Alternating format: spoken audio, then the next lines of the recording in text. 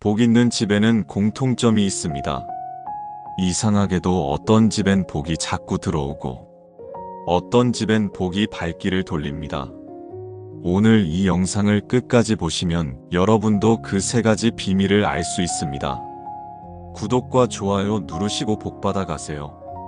첫째, 감사의 마음. 깊은 산속 작은 암자에 젊은 수행자가 살고 있었습니다. 그는 매일 기도하고 경전을 읽으며 복을 구했습니다. 제게 큰 복을 내려주십시오라고 간절히 빌었습니다. 하지만 아무 일도 일어나지 않았습니다. 어느 날 그는 스님을 찾아가 물었습니다. 스님, 저는 매일 기도하는데 왜 복이 오지 않습니까? 복 있는 사람은 대체 어떤 사람입니까? 스님은 빙그레 웃으며 아무 말도 하지 않았습니다. 대신 그의 손을 잡고 뒤쪽 텃밭으로 데리고 갔습니다. 저기 호박 하나를 따오너라. 수행자가 밭을 둘러보니 호박이 몇 개 있었습니다. 그 중에는 크고 탐스러운 것도 있었지만 스님은 가장 작고 못생긴 호박을 가리켰습니다. 저걸 따오너라. 수행자는 의아했지만 그 작은 호박을 땄습니다. 스님은 그것을 정성스럽게 씻어서 그날 저녁 공양상에 올렸습니다. 수행자는 당황했습니다. 스님, 이렇게 작고 못생긴 걸 올려도 됩니까? 큰 것을 따올 걸 그랬습니다. 스님은 그 작은 호박을 손에 들고 천천히 말했습니다. 이 호박을 보아라. 작지만 하늘의 햇살을 받았고 땅의 품을 빌려 자랐으며 비바람을 견디고 여기까지 왔다. 크기가 중요한가? 이 작은 것 하나에도 온 우주의 은혜가 담겨 있는데 이보다 더 큰 복이 어디 있겠느냐? 수행자는 그제야 정신이 번쩍 들었습니다. 그는 그동안 큰 복만 바라보느라 매일 받고 있는 작은 은혜들을 보지 못했던 겁니다. 그날 이후 수행자는 먹는 밥 한 숟가락에도 농부님 감사합니다. 마시는 물 한 모금에도 하늘 감사합니다라고 고개를 숙였습니다. 감사는 가진 것을 바꾸지 않지만 가진 것을 바라보는 눈을 바꿉니다. 복 있는 집이란 바로 그런 눈을 가진 사람들의 집입니다. 나이가 들면 불평이 많아집니다. 몸도 아프고 자식들도 자주 안 오고 세상도 마음에 안 듭니다. 하지만 감사할 줄 아는 사람은 비바람 속에서도 햇살을 발견하고 텅 빈 방에서도 따뜻함을 느낍니다. 감사의 마음은 그 집의 공기를 바꿉니다. 감사를 말하는 입은 따뜻하고 감사를 듣는 귀는 평안을 얻습니다. 그 집에는 불평 대신 고마움이, 욕심 대신 충분함이 자리 잡습니다. 반대로 불평만 하는 집은 어떻습니까? 밥이 맛없어, 날씨가 덥네, 요새 세상 왜 이래 이런 말만 오가는 집. 그런 집은 돈이 많아도 복이 없습니다. 가족들이 서로 피곤해하고 집에 있기가 싫어집니다. 스님이 마지막으로 말했습니다. 감사는 복의 씨앗이니라. 씨앗을 매일 뿌리면 복은 절로 자라나지. 그날 이후 수행자는 깨달았습니다. 복은 멀리서 오는 게 아니라 매일 감사합니다로 시작되는 그 마음 안에 머무른다는 것을 오늘 저녁부터 시작해 보십시오. 그게 복을 부르는 첫 번째 비밀입니다. 둘째, 웃음소리. 산사에 한 수행자가 있었습니다. 그는 아주 진지한 사람이었습니다. 하루도 웃지 않았고 늘 굳은 표정으로 수행에만 몰두했습니다. 다른 수행자들이 가끔 농담을 해도 그는 눈살을 찌푸렸습니다. 수행자가 어찌 그리 가볍게 구나. 수행은 엄숙한 것이다. 어느 날 스님이 그를 불렀습니다. 그대는 왜 한 번도 웃지 않는가? 수행자는 공손히 대답했습니다. 스님, 수행 중에 웃음은 방심입니다. 저는 깨달음을 얻으려 왔지 웃으러 온 게 아닙니다. 스님은 고개를 끄덕이더니 아무 말도 하지 않았습니다. 대신 수행자의 손을 잡고 마당으로 나갔습니다. 그리고는 대야에 물을 가득 담아 평평한 곳에 놓았습니다. 수행자는 영문을 몰라 가만히 지켜보고 있었습니다. 그런데 갑자기 스님이 그 대야를 발로 걷어찼습니다. 물이 사방으로 튀었고 스님의 장삼도 흠뻑 젖었습니다. 수행자가 깜짝 놀라 소리쳤습니다. 스님, 왜 그러십니까? 그 순간 스님이 하하 웃으며 젖은 옷을 털었습니다. 보거라. 이 물이 대야에만 담겨 있으면 썩는다. 흘러야 땅을 적시고 풀을 살린다. 사람의 웃음도 마찬가지다.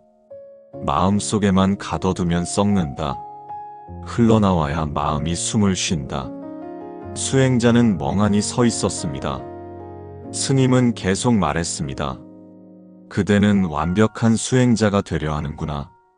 하지만 완벽하려다 보니 굳어버렸다. 나무도 바람에 흔들려야 부러지지 않는 법이다. 사람도 가끔 웃어야 부러지지 않는다. 그날 밤 수행자는 잠을 이루지 못했습니다. 그동안 자신이 너무 경직되어 있었다는 생각이 들었습니다. 다음 날 아침 공양 때 한 수행자가 축을 엎질렀습니다. 예전 같으면 눈을 흘겼을 텐데 그날은 문득 웃음이 나왔습니다. 괜찮네. 나도 어제 스님 앞에서 물 엎질렀는걸. 그날 이후 수행자는 웃음을 억누르지 않았습니다.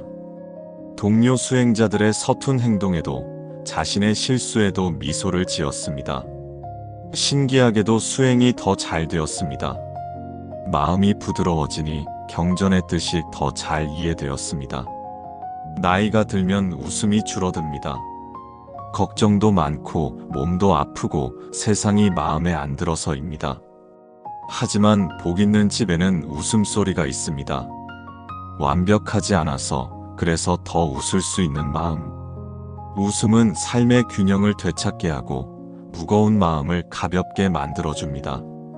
며느리가 음식을 태워도 괜찮아. 나도 옛날에 그랬어 하며 웃을 수 있는 마음. 손주가 물을 쏟아도 어머, 우리 손주가 청소할 자리를 만들어줬네 하며 웃을 수 있는 여유. 스님이 마지막으로 말했습니다. 웃음은 마음의 호흡이니라. 웃지 않으면 복도 머물지 못한다. 나이가 들수록 웃음을 잃지 마십시오. 완벽하지 않아도 괜찮습니다. 그걸 웃어넘길 수 있으면 그게 바로 복입니다. 오늘부터 하루에 한 번이라도 크게 웃어보십시오. 그게 복을 부르는 두 번째 비밀입니다. 셋째, 나누는 손길. 산사에 가난한 수행자가 한 명 있었습니다. 그는 다른 수행자들과 달리 집안이 넉넉하지 못했습니다. 남들은 쌀이라도 있었지만 그에게는 아무것도 없었습니다. 그는 늘 마음이 무거웠습니다. 나는 가진 게 하나도 없는데 어떻게 공덕을 쌓을 수 있을까? 어느 날 그는 용기를 내어 스님께 물었습니다. 스님, 저는 가진 게 아무것도 없습니다. 쌀 한 대도 돈 한 푼도 없습니다. 이런 제가 누군가에게 베풀 수 있을까요?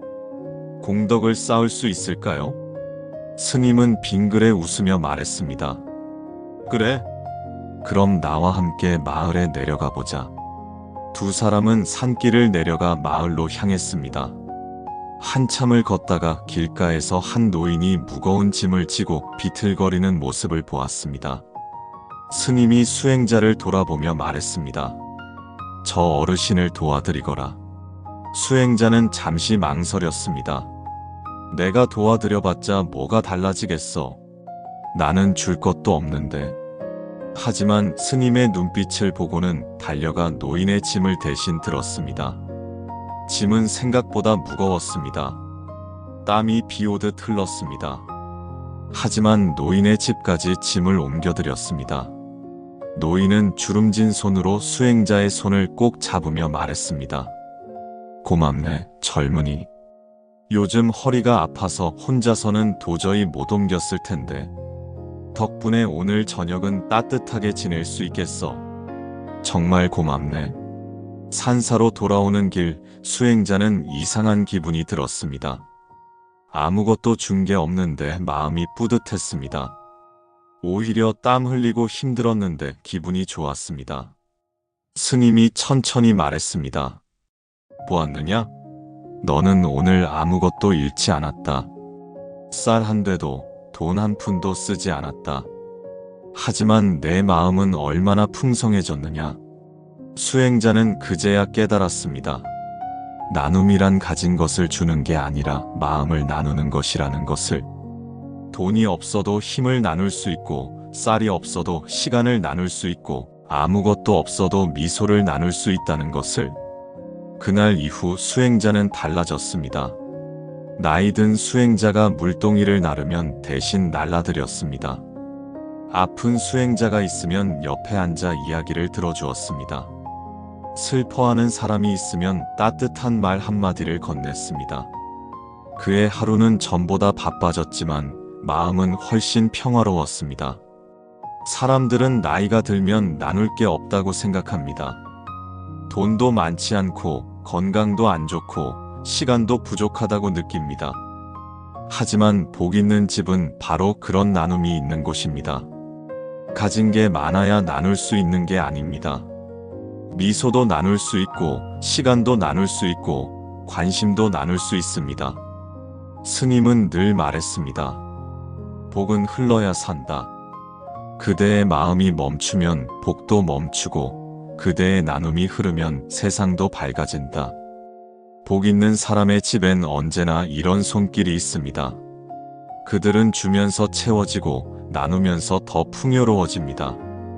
그 손끝에서 복은 오늘도 조용히 피어납니다. 오늘부터 작은 것이라도 나눠보십시오. 그게 복을 부르는 세 번째 비밀입니다. 이번 영상에서는 복 있는 집에 있는 세 가지 비밀을 나누어 보았습니다. 첫째는 감사의 마음이었습니다.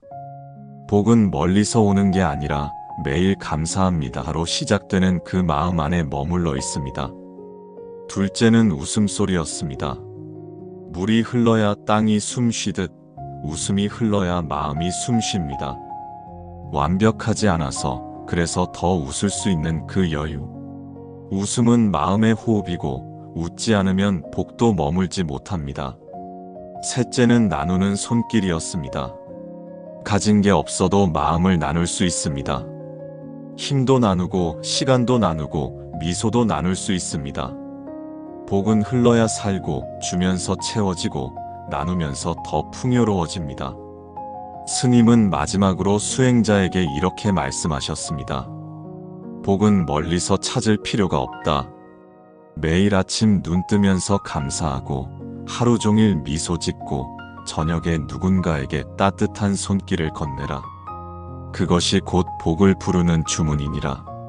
오늘 저녁부터 시작해 보시면 어떨까요? 저녁 식사 때 가족들에게 오늘도 이렇게 함께 먹을 수 있어 고마워요라고 말해보세요. 배우자의 서툰 행동에도 한번 웃어보세요. 그리고 자식에게 전화해서 잘 지내니? 힘든 일 없니? 물어보세요. 처음엔 어색할 겁니다. 하지만 계속하다 보면 마음이 달라집니다. 그렇게 하루하루 쌓이면 어느새 내 집도 복 있는 집이 되어 있을 겁니다. 감사하는 말 한마디, 웃는 얼굴 하나, 나누는 손길 하나. 이것들이 모여서 복 있는 집을 만듭니다.